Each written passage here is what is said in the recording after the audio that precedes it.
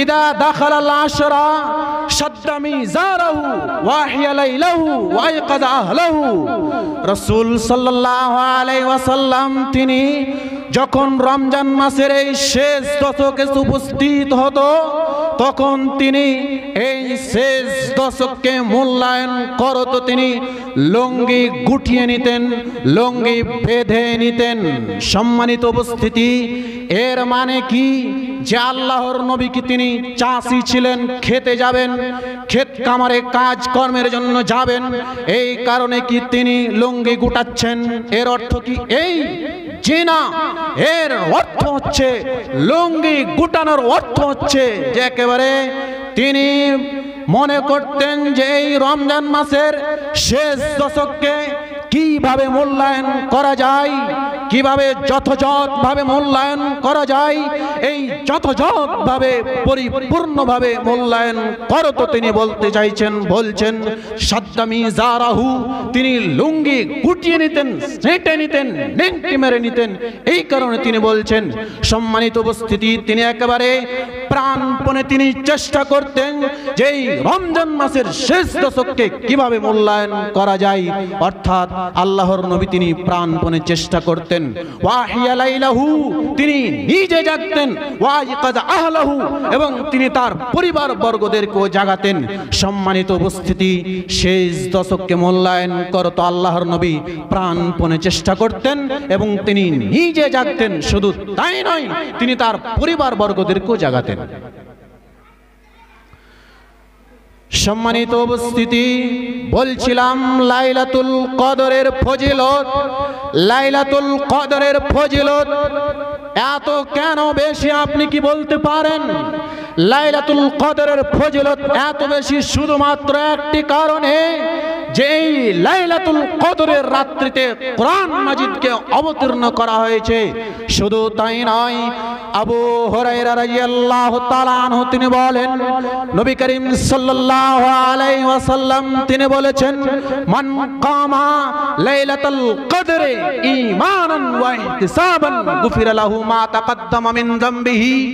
নবী করিম সাল্লাল্লাহু আলাইহি ওয়াসাল্লাম তিনি বলেছেন, যে ব্যক্তি, এখানে মান মিম মান ব্যবহার করা হয়েছে, যারা আলেম ওলামায়ে কেরামগণ আছেন তারাই ব্যাপারটি বুঝতে পারবেন, গ্রামারটি বুঝতে পারবেন।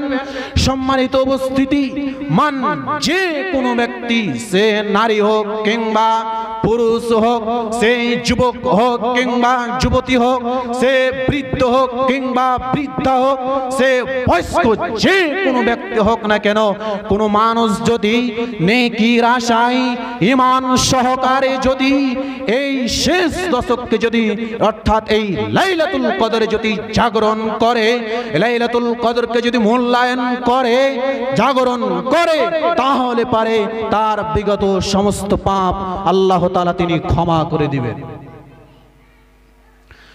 সম্মানিত উপস্থিতি, অত্র হাদিসে একটি বাক্য বলা হয়েছে, দুটি বাক্য, তার মধ্যে একটি বাক্য হচ্ছে যে ঈমান সহকারে নেকির আশায়। সব থেকে জটিল বাক্য হচ্ছে ঈমান সহকারে। ঈমান সহকারে মানে আপনার আমার ঈমান কি ঠিক আছে?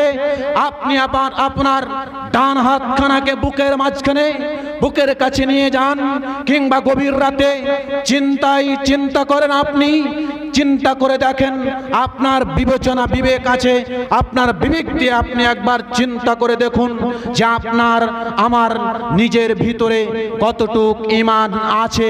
ঈমান আছে কিনা আমি বেঈমান মুশরিক কাফের হয়ে গেছি? কেননা আজকে আমাদের সমাজে এই শিরক করতে করতে আমরা আমাদের ঈমানকে নষ্ট করে ফেলেছি। শুধু তাই নয়, আমরা বেদাত কাজ করতে করতে আজকে আমরা আমাদের ঈমানকে নষ্ট করে ফেলেছি। সম্মানিত উপস্থিতি, আজকে আমরা আমাদের সমাজে আমরা নিজ মন মতন চলাচল করে থাকি। আমরা আমাদের সম্মুখে যদি কোনো আলেম ওলামায়ে কেরামগণ যদি কোরআন সুন্নাহর আলোকে যদি আলোচনা পেশ করেন তাহলে আমরা শুনতে চাই না, শুনলেও কোনো রকম কটবিস করে উঠি আমরা বারবার, আমরা শুনতে চাই না। সম্মানিত উপস্থিতি, আজকে আমাদেরকে যদি সালাতের কথা বলা হয়, নামাজের কথা যদি বলা হয়, তাহলে আমরা পিছু টান করে দূর দূর হয়ে যাই, আমরা পালিয়ে বেড়াই, আমরা মসজিদে কেউ আসতে চাই না, আমরা সালাত পড়তে চাই না। সম্মানিত উপস্থিতি, কোনো মানুষকে যদি দাড়ি রাখার কথা বলা হয় তাহলে পরে সে দাড়ি রাখতে চায় না। কোনো মানুষ, কোনো যুবক যদি টাকনোর নিচে প্যান্ট পায়জামা লুঙ্গি পরে থাকে, তাকে যদি উপরে উঠাতে বলা হয় সে উঠাতে চায় না। মানে মানুষের ইমানে দুর্বলতা কত দেখুন। সম্মানিত উপস্থিতি, আজকে আমরা নিজ মন মতন চলেছি। বিশেষ করে একটি কথা বলি, যখন রমজান মাস চলছে, আমি জানি না আপনাদের গ্রামে এই ব্যবস্থা আছে কিনা, এই নীতিমালা আছে কিনা আমি জানি না। সম্মানিত উপস্থিতি, কিন্তু বেশিরভাগ গ্রামে এই নীতি হয়ে গেছে যে রমজান মাসের যেই আলেম ওলামাকে, যেই মৌলভী সাহেবকে, যেই হাফিজ সাহেবকে, যেই ওস্তাজি ভাইকে যদি কোনো তারাবি পড়ার জন্য নির্ধারণ করা হয়, তাহলে পারে সেই হাফিজ সাহেব যখন তারাবি পড়াতে যান সামনের দিকে, তখন পিছন থেকে মানুষ তাকে ঘোঁচা মারতে থাকে। সে হাফিজ সাহেব বা মৌলভী সাহেব, আপনি এই তারাবির সালাত সংক্ষেপ করুন। তারাবির সালাতকে আপনি সংক্ষেপ করে পড়াতে পারেন না। তারাবির এই সালাতটাকে আপনি, এই তারাবির সালাতকে আপনি সূরা ফাতিহাটাকে আপনি একটু জোর দিয়ে বলতে পারেন না। অন্যান্য আয়াতগুলি আপনি কি অল্প অল্প করে স্পিডে আপনি দ্রুত 5G গতি থেকে আপনি তেলাওয়াত করতে পারেন না। এই বলে আমরা ইমাম সাহেবদেরকে ঘোঁচা মেরে থাকি।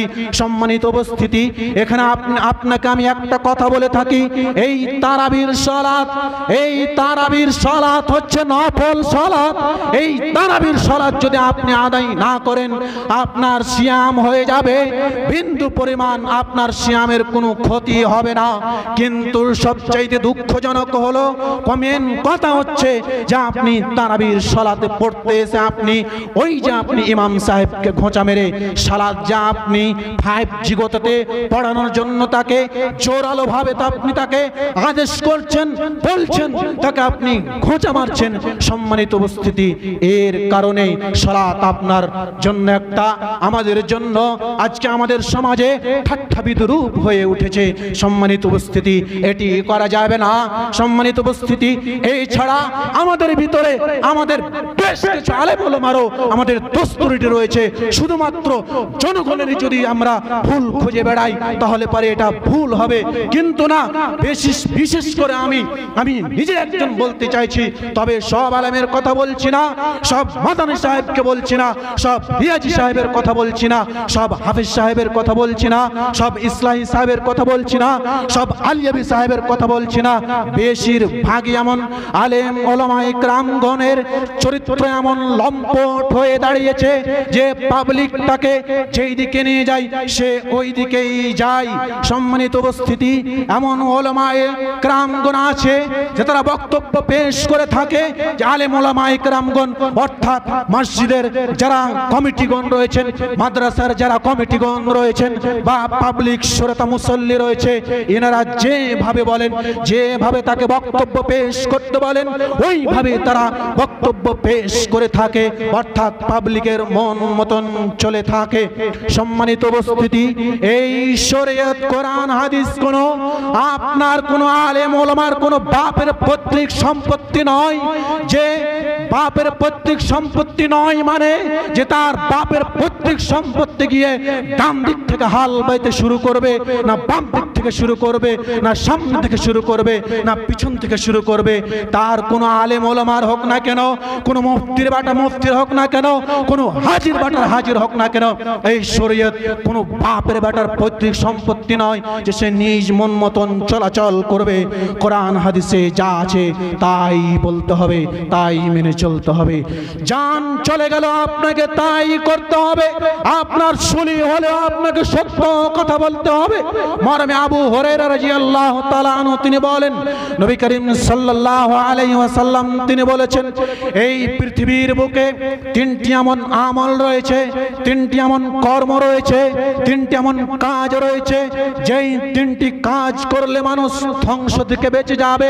আবার এমন তিনটি কাজ কর্ম রয়েছে এই শরীয়তের ভিতরে, যেই তিনটি আমল কাজ কর্ম করলে মানুষ সুনিশ্চিত ধ্বংস হবে। সম্মানিত উপস্থিতি, প্রথম নম্বরে যেই তিনটি কাজ কর্ম করলে মানুষ ধ্বংস থেকে বেঁচে যাবে তার একটি হচ্ছে ফাতাকওয়াল্লাহি ফিস সিররি ওয়াল আলানিয়াতে। কোন মানুষ যদি আল্লাহ সুবহানাহু ওয়া তাআলাকে গোপনে ও প্রকাশ্যে ভয় করতে পারে তাহলে পরে সে ব্যক্তি ধ্বংস থেকে বেঁচে যাবে। শুধু তাই নয়, দ্বিতীয় নম্বরে হচ্ছে ওয়াল কাউলু বিল হক ফির রাজা ওয়াস সাকাতে। কোন মানুষ যদি সদা সর্বদা যদি সত্য কথা বলতে পারে তাহলে পরে সে ব্যক্তি ধ্বংস থেকে বেঁচে যাবে। সম্মানিত উপস্থিতি, আজকে আমরা সত্য কথা বলতে পারি না। আজকে আমরা আমাদের আলম সমাজের কারণে আজকে প্রায় মুসলিম সমাজ আমরা আজকে ক্ষতিগ্রস্তর দিকে চলে যাচ্ছি। সম্মানিত উপস্থিতি, আজকে আমাদের আলেম সমাজ যদি তার সেই নিজের জায়গা থেকে মেম্বারে উঠে যদি সে সত্য কথা বলে, জোরালো কণ্ঠে যদি সে কোরআন হাদিস পেশ করে জনগণের সামনে, তাহলে পরে জনগণ বুঝতে পারবে যে না, এটা সালাত, সালাত ফরজ, সালাত আদায় করতেই হবে। সালাত যদি আদায় না করি জাহান্নামে যাওয়া লাগবে। মুসলমানের ঘরে যখন জন্মগ্রহণ করেছি সালাত পড়তেই হবে। যাকাত ফরজ, নেশাব পরিমাণ হয়ে গেছে আমার উপরে, আমাকে যাকাত আদায় করতেই হবে, যাকাত আমাকে দিতেই হবে। এগুলি বিষয়গুলি তারা স্পষ্টভাবে বুঝতে পারবে। সালাতের গুরুত্ব কি, সালাতের ফজিলত কি, সালাত পড়লে কি মর্যাদা রয়েছে, এর বিনিময় কি রয়েছে, এগুলি বুঝতে পারবে। কোনটা হালাল, কোনটা হারাম, কোনটা জায়েজ, কোনটা না জায়েজ, এগুলি সব কিছু বুঝতে পারবে। সম্মানিত উপস্থিতি, বলছিলাম তিনটি এমন আমল রয়েছে যেই তিনটি আমল করলে মানুষ ধ্বংস থেকে বেঁচে যাবে। তার একটি হচ্ছে আল্লাহ তাআলাকে গোপনে ও প্রকাশ্যে ভয় করা। যে ব্যক্তি ভয় করতে পারবে সে ব্যক্তি ধ্বংস থেকে বেঁচে যাবে। দ্বিতীয় নম্বরে হচ্ছে যে সদা সর্বদা সত্য কথা বলা। আপনার আমার সলি হলেও আপনাকে আমাকে সদা সর্বদা সত্য কথা বলতে হবে। ফাঁসি হলেও আপনাকে আমাকে সদা সর্বদা সত্য কথা বলতে হবে। সম্মানিত উপস্থিতি, এরপরে রাসূল সাল্লাল্লাহু আলাইহি ওয়াসাল্লাম তিনি বলেছেন যে আপনি যদি গরিব হন, ধনীও হন, আপনি গরিব হন আর ধনী হন, আপনাকে আমাকে মধ্যম পন্থা অবলম্বন করতে হবে। আপনি ধনী বলে আপনি ফুজুল খরচি করতে পারবেন না, পাবেন না। আপনি ধনী বলে আপনার কোটি কোটি টাকা, লাখ লাখ টাকা আছে, এই বলে আপনি আজে বাজে জায়গায় খরচ করবেন। জি না, আজকে এখানে এই তাবলীগী প্রোগ্রাম জলসা আয়োজন করা হয়েছে, জরুরি হলে দরকার হলে আপনাকে এখানে দান করতে হবে, কোনো মসজিদে আপনাকে দান করতে হবে, কোনো ইয়তিমখানায় আপনাকে দান করতে হবে, কোনো দুস্থ গরীবকে আপনাকে দান করতে হবে। আপনি ফুজুল খরচি করতে পারবেন না। যদি আপনি ফুজুল খরচি করেন তাহলে পরে বেফালতু খরচ যদি করেন তাহলে পরে আপনি ধ্বংস হয়ে যাবেন। আর যদি ফুজুল খরচি না করেন তাহলে পরে আপনি ধ্বংস থেকে বেঁচে যাবেন। এবার আমরা আসি, এই একদিক হলো যে তিনটি আমল করলে পারে মানুষ ধ্বংস থেকে বেঁচে যাবে। তার একটি হচ্ছে প্রকাশ্যে ও গোপনে আল্লাহ তাআলাকে ভয় করা। দ্বিতীয়টি হচ্ছে সদা সর্বদা সত্য কথা বলা। তৃতীয়টি হচ্ছে আপনার কিনা মধ্যম পন্থা অবলম্বন করা। সম্মানিত উপস্থিতি, এরপরে আমরা চলে আসি যে তিনটি কাজ করলে পারে আপনি আমি ধ্বংস হয়ে যাব। রাসূল সাল্লাল্লাহু আলাইহি ওয়াসাল্লাম তিনি বলেছেন ফাহুয়া মুত্তাবাউন। যদি কোনো মানুষ যদি প্রবৃত্তির অনুসরণ করে মানে মহান আল্লাহ তাআলা তিনি আমাদের উপরে তিনি আমাদের মাথার চুল থেকে শুরু করে নিয়ে পায়ের তলা পর্যন্ত যে তিনি যেই বিধিবিধান আমাদের উপরে দিয়েছেন সেইগুলিকে আমাদের মেনে নিতে হবে। এই বিধিবিধানকে কোরআন এবং হাদিসের আলোকে কোনো মানুষ যদি তার জীবনযাপন পরিচালনা না করে তাহলে পরে সে ব্যক্তি প্রবৃত্তির অনুসরণ করলো, আর যে ব্যক্তি প্রবৃত্তির অনুসরণ করবে সে ব্যক্তি ধ্বংস হবেই হবে, সুনিশ্চিত হবে। আল্লাহর নবী যখন বলেছেন তখন আপনি ধ্বংস হবেনই হবেন, এতে কোনো সন্দেহ নেই। প্রবৃত্তির অনুসরণ করা মানে এবার আপনাকে আমি প্র্যাকটিক্যালে দেখাই যে কে বা কারা বা আমরা সবাই কি প্রবৃত্তির অনুসরণ করে থাকি। সম্মানিত উপস্থিতি, আমরা প্রায় লোকই আমরা প্রবৃত্তির অনুসরণ করে থাকি। কেমন করে? সম্মানিত উপস্থিতি, আমাদের উপরে এই 5 ওয়াক্ত সালাতকে আল্লাহ সুবহানাহু ওয়া তাআলা তিনি ফরজ করে দিয়েছেন। আমাদের দেহে শ্বাস থাকাকালীন আপনাকে আমাকে এই 5 ওয়াক্ত সালাত আদায় করতে হবে। এছাড়া আমাদের বিকল্প কোনো পথ ঘাট সুযোগ কোনো কিছুই নেই। আমাদেরকে যে কোনো মূল্যে প্রত্যেকটা মুসলমানকে, প্রত্যেকটা নারীকে, প্রত্যেকটা মহিলাকে, প্রত্যেকটা পুরুষকে এই 5 ওয়াক্ত সালাত আদায় করতে হবে। এছাড়া কোনো গত্যন্তর নেই, এছাড়া কোনো বিকল্প পথ সুযোগ ঘাট কিছুই নেই। সম্মানিত উপস্থিতি, আপনি যদি মুসলমানের বাচ্চা মুসলমান হয়ে থাকেন, যদি আপনি মুসলমানের ঘরে যদি আপনি জন্মগ্রহণ করে থাকেন, যদি আপনি নিজেকে মুসলমানের বাচ্চা বলে, মুসলমানের মেয়ে বলে যদি আপনি নিজেকে দাবি করে থাকেন, তাহলে পরে আপনার দেহে শ্বাস থাকাকালীন আপনাকে যে কোনো মূল্যে যে কোনো অবস্থাতে আপনাকে আমাকে এই 5 ওয়াক্ত সালাত আদায় করতে হবে। শুধু তাই নয়, মা বোনদের উপরে এই পর্দা হচ্ছে ফরজ। কোন মা বোন যদি এই পর্দা না মানে, পর্দাকে যদি উপেক্ষা করে বেপর্দা হয়ে যদি সমাজে জামানায় জাহিলিয়াতের মতন, বর্বরতার মতন, অসভ্যতার মতন যদি সে যদি বেহায়া হয়ে যদি গ্রামগঞ্জে হোক, মাঠে ঘাটে হোক, আজারে বাজারে হোক, সে যদি চলাচল করে তাহলে পারে সেই নারী সেই মহিলাই প্রবৃত্তির অনুসরণ করলো।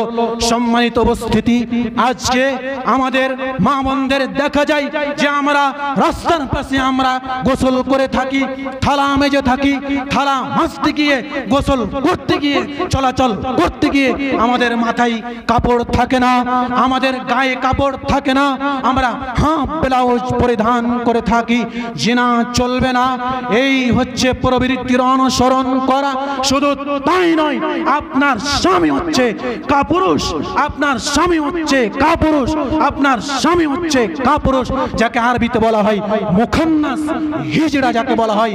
সম্মানিত উপস্থিতি, কেননা আপনি যখন বিবাহ করেছেন তখন আপনার এটা জরুরি দায়িত্ব, জরুরি কর্তব্য।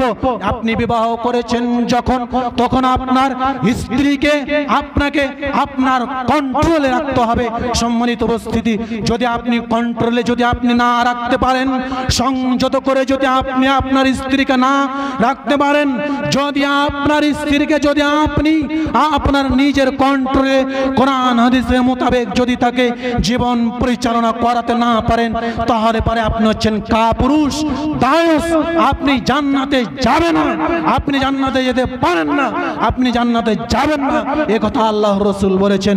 সম্মানিত উপস্থিতি, যাদের মেয়ে, যাদের স্ত্রী, যাদের মেয়ে, যাদের স্ত্রী বেপর্দা হয়ে চলাচল করে, সম্মানিত উপস্থিতি, বেপর্দা হয়ে স্কুলে যায়, বেপর্দা হয়ে কলেজে যায়, এরাই হচ্ছে, এই স্বামীরাই হচ্ছে, এই বাপেরাই হচ্ছে কাপুরুষ, এই বাপেরা হচ্ছে দায়ুষ। সম্মানিত উপস্থিতি, এরাই প্রবৃত্তির অনুসরণ করে চলাচল করে। বলছিলাম যে আজকে আমরা এই সারা পৃথিবীর প্রত্যেকটা নর নারী আজকে আমরা প্রবৃত্তির অনুসরণ করে চলে থাকি বা করে চলছি।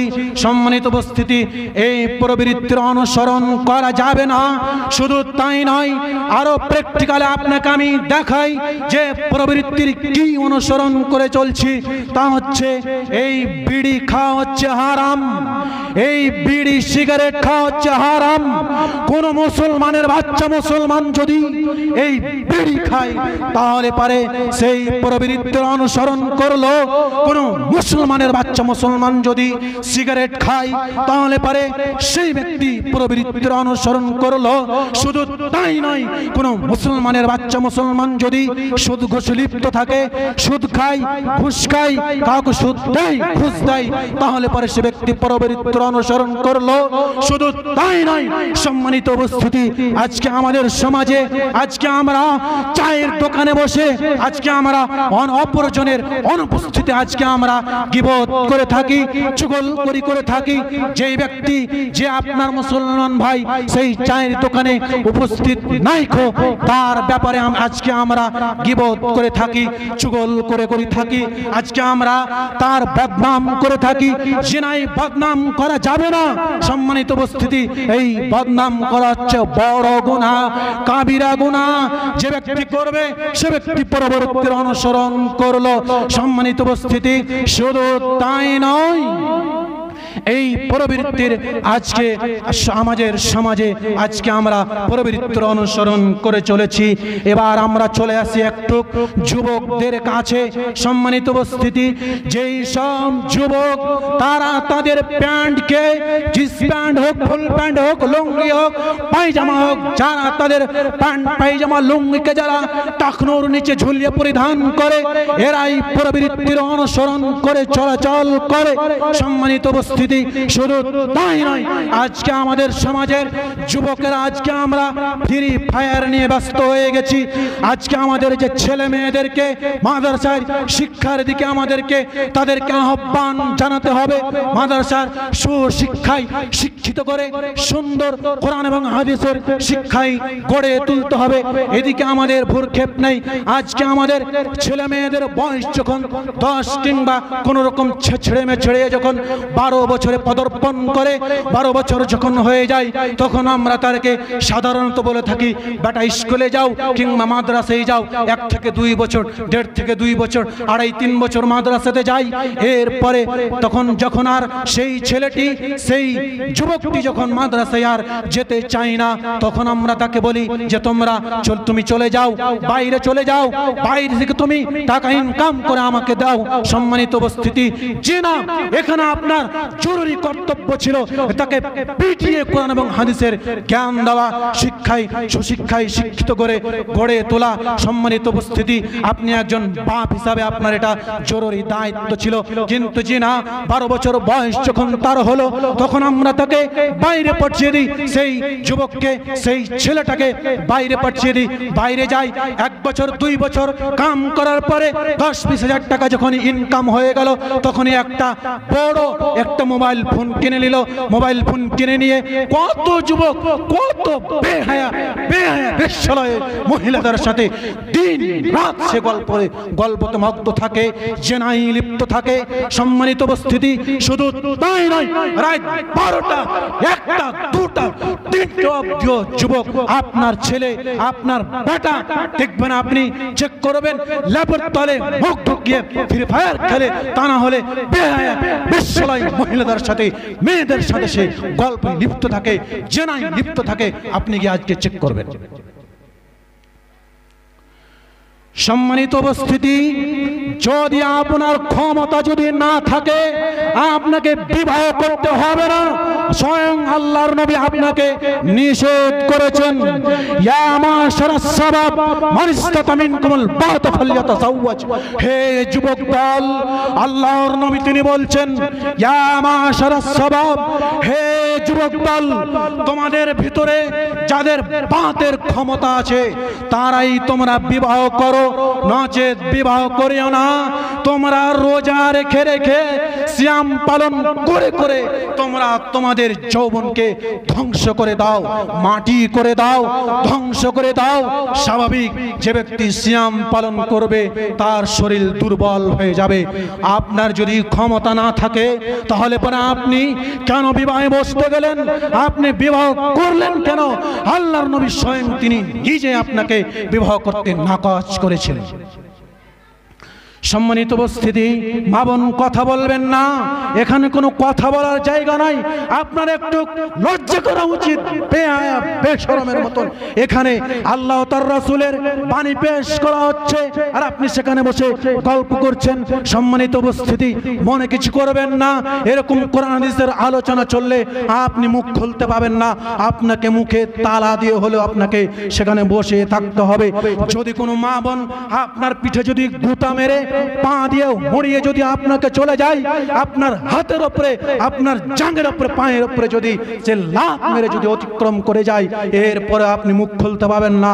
চুপচাপ একেবারে বসে থাকুন, পাখি যাতে মনে করে যে আপনি একটি পাথর বসে আছেন। অসম্ভব ব্যাপার, এটা হতে পারে না। কোরআন হাদিসের আলোচনা চলবে আর আপনি কথা বলবেন। সম্মানিত উপস্থিতি, সময় হয়ে গেছে। বলছিলাম পরবর্তীর অনুসরণ, এই কথাটি আসলো ওইখান থেকে যে ব্যক্তি ঈমান সহকারে নেকির আশায় যে ব্যক্তি আপনার কিনা এই লাইলাতুল কদরের রাতকে মূল্যায়ন করতে পারবে, জাগতে পারবে, সেই ব্যক্তির পূর্বের সমস্ত গুনাহ আল্লাহ সুবহানাহু ওয়া তাআলা তিনি ক্ষমা করে দিবেন। সময় অতীব সংকীর্ণ, সংক্ষিপ্ত আকারে আমরা চলে আসি ফিতরা। আমাদের সমাজে এই ফিতরা নিয়ে অনেক মতবিরোধ। সংক্ষিপ্ত আকারে কয়েকটি কথা বলবো ফিতরা সম্বন্ধে। রাসূল সাল্লাল্লাহু আলাইহি ওয়া উমর রাদিয়াল্লাহু তাআলা আনহু তিনি বলেন, ফারাজা রাসূলুল্লাহ সাল্লাল্লাহু আলাইহি ওয়াসাল্লাম যাকাতাল ফিত্রি সান মিন তামরিন আও সান মিন শাঈর আলাল আবদে ওয়াল হুররে ওয়াদ যাকারে ওয়াল উনসা। রাসূল সাল্লাল্লাহু আলাইহি ওয়াসাল্লাম তিনি এই যাকাতুল ফিত্রকে তিনি ফরজ করেছেন প্রত্যেকটা স্বাধীন মুসলমান নর নারীর উপরে, ছোট বড় উপরে, মুসলমান হতে সবার উপরে একসা খেজুর, একসা জল তিনি ফরজ করে দিয়েছেন। অফিরওয়াতিন অন্য এক বর্ণনায় পাওয়া যায় যে সান মিন তামিন তিনি খাদ্য দ্রব্য, একসা খাদ্য দ্রব্য তিনি ফরজ করেছেন যাকাতুল ফিত্র। এবার এখানে কথা হচ্ছে যে আমরা কি দিয়ে যাকাতুল ফিত্র আদায় করব। সম্মানিত উপস্থিতি, যা হাদিস দ্বারা, কোরআন হাদিস দ্বারা স্পষ্ট রূপে প্রমাণিত হয় সেটা হচ্ছে আপনার সব থেকে যেটা প্রিয় খাওয়ার বস্তু, সেই দিয়ে আপনাকে এই যাকাতুল ফিত্র আদায় করতে হবে। কোন মানুষ যদি বলে যে খাদ্যদ্রব্য দিয়ে যাকাতুল ফিত্র আদায় করলে অসুবিধা হয়, বন্টনে অসুবিধা হয়, আর টাকা দিয়ে খাদ্যদ্রব্য অর্থাৎ যাকাতুল ফিত্র যদি খাদ্যদ্রব্য দিয়ে যদি আদায় করছি তাহলে পরে আমাদের বন্টন করতে অসুবিধা হয়, আর টাকা দিয়ে যদি আমরা এই যাকাতুল ফিত্র আদায় করছি তাহলে পরে আমাদের বন্টন করতে সুবিধা হচ্ছে, বা যারা মিসকিন আছে তারাও নিতে চায় না খাদ্য দ্রব্য। সম্মানিত উপস্থিতি, বলছিলাম যে এই শরীয়ত, এই কোরআন হাদিস আপনার মন মতন চলবে না, কোনো আলেম ওলামা ইকরামের মন মতন চলবে না। আজকে অনেক আলেম ওলামা ইকরামগণ ফতোয়া দিয়ে থাকছেন, ফতোয়া দিচ্ছেন, অবিরাম ফতোয়া দিচ্ছে, মনে হচ্ছে যে এই শরীয়তটা তার বাপের পৈতৃক সম্পত্তি। কোনো আলেম ওলামায়ের এই শরীয়ত কোনো পৈতৃক সম্পত্তি নয়। সম্মানিত উপস্থিতি, যে তার মনে যেটা ভালো চাইবে সেটাই করবে। একটু আগে বললাম, যে ব্যক্তি মন মতন চলবে সে ব্যক্তির পরবৃত্তির অনুসরণ করলো, আর যে ব্যক্তি পরবৃত্তির অনুসরণ করবে সে ব্যক্তি ধ্বংস হবে হবে সুনিশ্চিত হবে। সম্মানিত উপস্থিতি, কোরআন হাদিসে যেভাবে আছে, যেভাবে বলা হয়েছে ওইভাবে আপনাকে আমাকে মেনে নিতে হবে। যে কোনো মূল্যে আপনাকে মেনে নিতে হবে। কোন রকম অ্যাচপ্যাচ করার, কচমচ করার কোনো সুযোগ নেই। আপনার মেন খাদ্য হচ্ছে চাল। আপনি ভাত খাচ্ছেন, চাল আপনার হচ্ছে প্রিয় বস্তু, প্রিয় খাদ্য। সেই চাল দিয়ে আপনি ফিতরা আদায় করেন। নচেত যদি আপনি মনে করেন যে টাকা দিয়ে ফিতরা আদায় করব তাতেই বেশি সুবিধা, যে না, আমি বলে গেলাম আপনার ফিতরা আদায় হবে না, আপনার ফিতরা আদায় হবে না, আপনার ফিতরা আদায় হবে না। যদি আপনি টাকা দিয়ে ফিতরা আদায় করেন, আপনাকে খাদ্য দ্রব্য দিয়ে আপনাকে ফিতরা আদায় করতে হবে। সম্মানিত উপস্থিতি, এরপরে সংক্ষিপ্ত দুটি কথা। যে খাদ্য দ্রব্য ফিতরার মাল কারা খাবে? তুমাতাল্লিল মাসাকিন, যারা হচ্ছে ফকির, যারা হচ্ছে মিসকিন, এরাই ফিতরার মাল খাবে। সম্মানিত উপস্থিতি, অনেক ভালো মানুষও খায়, অনেক আলেম ওলামা একরামগণ খায়। কেমন করে আলেম ওলামা একরামগণ খায়? মনে করুন একটি প্রতিষ্ঠান খোলা আছে, সেখানে কোনো এতিম ছেলে নেই, সেখানে কোনো গরিব মিসকিন ছাত্র নেই, এর পরেও তারা কালেকশন করে নিয়ে গিয়ে তারা মাদ্রাসার বিল্ডিং বানায়, কিংবা তারা নিজেরা বেতন নেয়। জিনা এই ফিতরার মাল ওইসব মাদ্রাসারা মাদ্রাসাওয়ালারা খেতে পাবে না। তাদের জন্য হারাম, তাদের জন্য চূড়ান্ত হারাম, তারা খেতে পাবে না। ওই সব মাদ্রাসাওয়ালারাই খেতে পাবে যাদের মাদ্রাসাতে এতিম রয়েছে, দুস্থ গরিব ছাত্র ছাত্রী রয়েছে, এতিম রয়েছে, এরাই খেতে পাবে। সম্মানিত উপস্থিতি, সংক্ষিপ্ত আকারে আলোচনা করলাম, বলার মাধ্যমে যদি কোনো ভুল ত্রুটি হয়ে থাকে ক্ষমা করবেন। সর্বশেষে আল্লাহ সুবহানাহু ওয়া তাআলার নিকটে দোয়া করি, হে আমাদের প্রতিপালক, তুমি আমাদের সকলকে এই লাইলাতুল কদরকে মূল্যায়ন করার তৌফিক দান করো, এবং তুমি আমাদেরকে আমাদের নিজের মন মতন না চলাচল করে তোমার এবং তোমার রাসূলের নীতিমালা অনুযায়ী চলাচল করার তৌফিক দান করো। বলি আল্লাহুম্মা আমিন। হে আল্লাহ, আমাদের মধ্যে যারা মারা গেছে তুমি তাদের কবরের শাস্তি মাফ করো এবং তুমি তাদেরকে জান্নাতুল ফেরদাউস দান করো।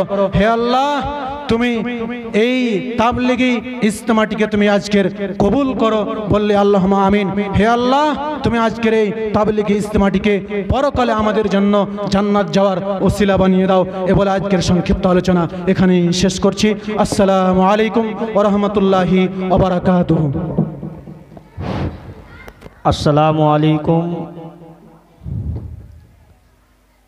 মাশাআল্লাহ, আপনাদের সামনে অনেকই বিষয়ে কথা বললেন এবং কথার মাধ্যমে এবং বক্তব্যের মাধ্যমে আপনারা প্রত্যেক কথাটি বুঝতে পেরেছেন।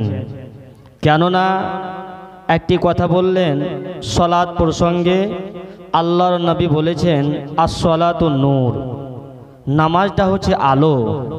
এই যে রাত্রিবেলা আপনি দেখছেন এই যে লাইট না থাকলে রাত্রিবেলায় চলাফেরা মানুষের অনেক অসুবিধা। তেমনভাবে আমি আপনাকে বলতে পারি মৌলভী সাহেব, আমরা যদি